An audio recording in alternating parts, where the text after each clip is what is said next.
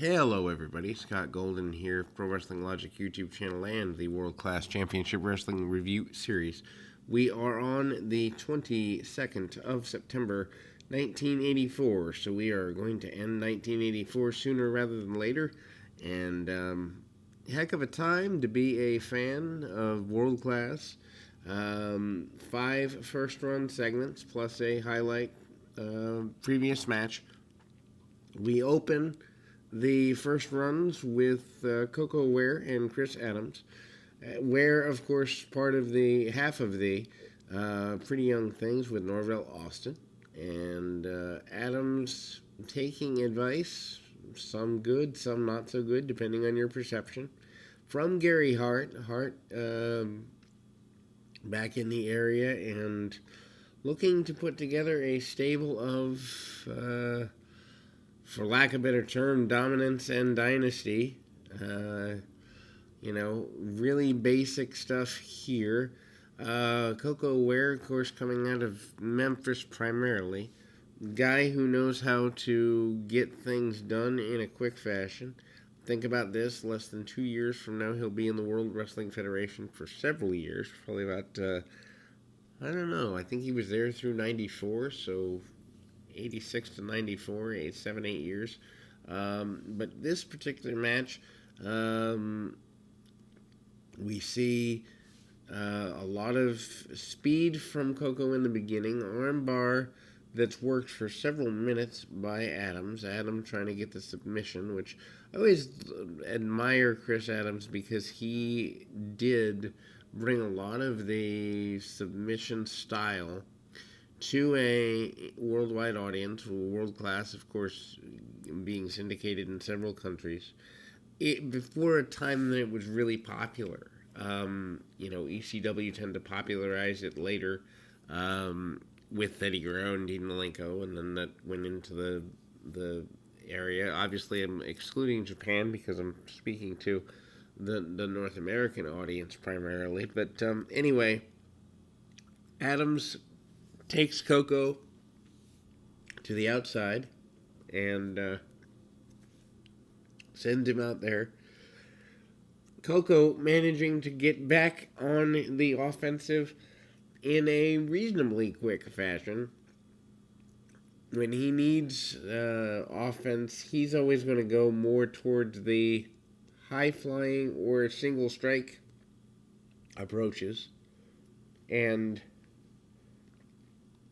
Coco certainly has a lot of talent and ability that maybe he doesn't get to use as much here as he would other places. Of course, kind of slows the match down with some chin locks and the like, and it's very clear that Adams is the highlight of this match as well. He's been a highlighted talent almost for a couple of years by this point. And they do a spot that gets kind of messed up. I think Adams goes for a high cross body, worth checking out, but he goes for a high cross body and gets forearmed for his trouble. So they kind of have to recoup there. Referee backs Coco off because Coco more so the heel.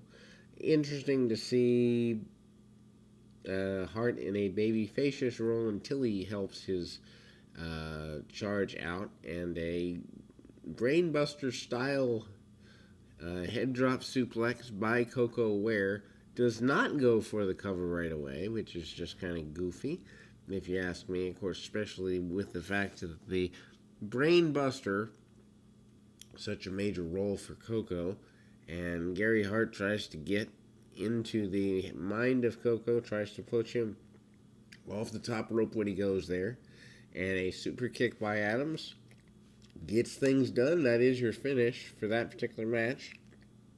Then we go to a series of interviews with Kerry Von Erich and Iceman King Parsons and Skip Young. Young will face Norvell Austin, the other half of the Pretty Young Things, next week. He talks about that. They put over the team, they put over being a team, and how well they get along. Kerry Von Erich talks about mainly the six-man tag team championships, and the Von Erichs being the best in the world in that regard. That's his main focus. Also talks a little bit about Akbar's bunch and the like. Then we move to for lack of a better term, a highlight match, a squash match for Missing Link. Missing Link has been here really without great direction over the last little while. Managed by Skandor Akbar. Parts unknown. They call him 245. I think he's a little stockier than that. Maybe looks can be deceiving. But anyhow, Mike Gallagher, the enhancement talent to have drawn his name, and see him wearing a Pro Wrestling Illustrated t-shirt, oddly enough. I don't know that I've ever seen a wrestler wear one of those, but he or not during a match anyway. Link uses body slams and the basics, diving headbutts and the like to get things going the way he would like them to go, and does that very authoritatively. Then we see Link head to the top rope, hits the, I guess you'd say diving headbutt, although it's not really diving, just kind of falling. Which Link is a guy who hits the headbutt a little bit differently than a lot of others. He almost looks like he is falling forward into things, and interesting way to look at it. Hits an atomic drop. Link does a lot of offense in this particular squash match and is not afraid to use his head as a battering ram / offensive maneuver weapon. Link manages to also use the fall forward slam and a top rope headbutt to get his victory going the way he wants it to go, and then gets that victory once and for all. We move to a outdoor, in I guess Porsche or convertible anyway, white convertible. Gino Hernandez, once again the Texas and America's heavyweight champion, talking with his bodyguard Nicola Roberts, who they term Andrea the Giant, the female giant of professional wrestling. Talks about Andrea being able to vanquish the nuisance that is Stella Mae French, at least in his opinion. Again, without saying, it should go without saying, but Gino Hernandez probably one of the better guys to never hold the NWA championship. I'm not sure that he would have. Probably not.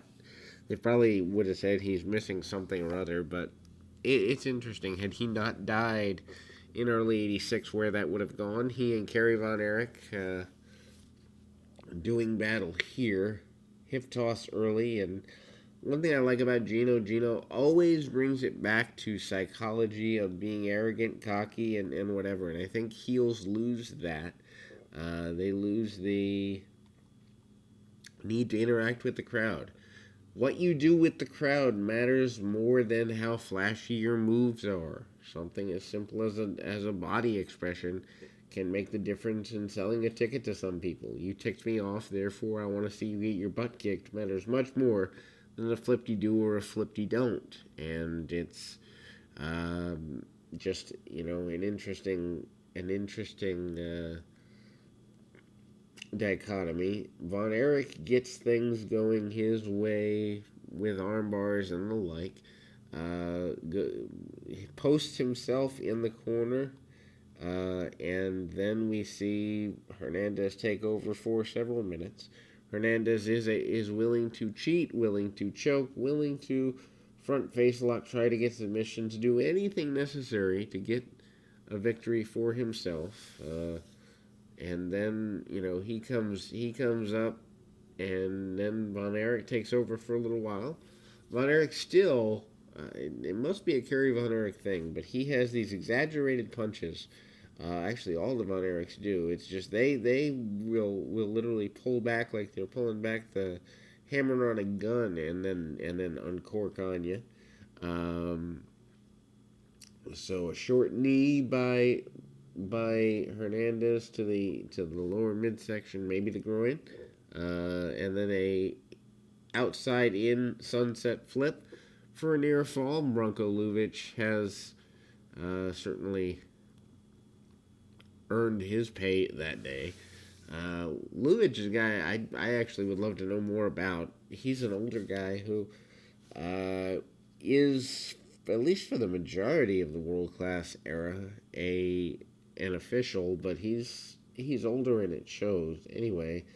So I'd love to know more about him, probably around during Fritz's day, and Fritz just didn't want to get rid of him. Anyhow, several minutes of the claw being temporarily almost applied on Hernandez, and Kerry sent to the floor through the middle rope, not a disqualification.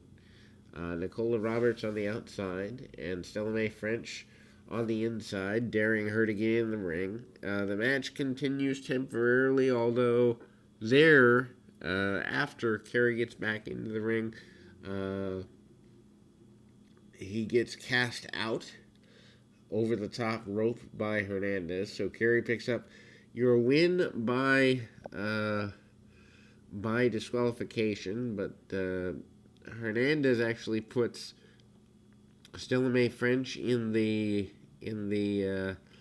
full Nelson for a minute until Kerry comes back in and defends her, and that's what we've got. So we're moving towards Roberts and French and Von Erich, any Von Erich really, against Hernandez and Andrea.